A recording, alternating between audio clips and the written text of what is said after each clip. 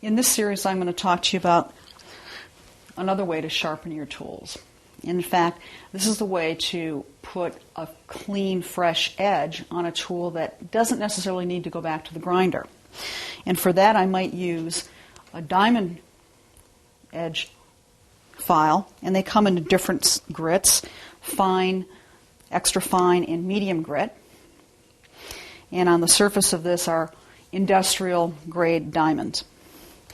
The other thing I might use would be a slipstone. This is a synthetic India stone, and I'd use water for the lubrication.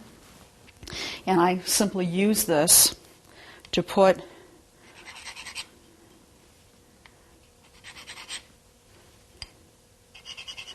a fresh edge on my tool without having to go back to the grinder.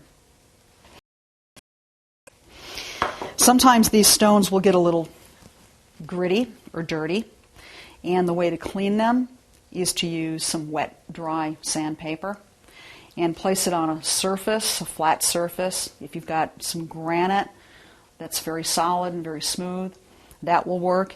And you just rub it up and down on the wet, dry sandpaper, 600 grit, 800 grit, or 1,000 grit, and it'll remove the material that's gotten on the stone from the honing.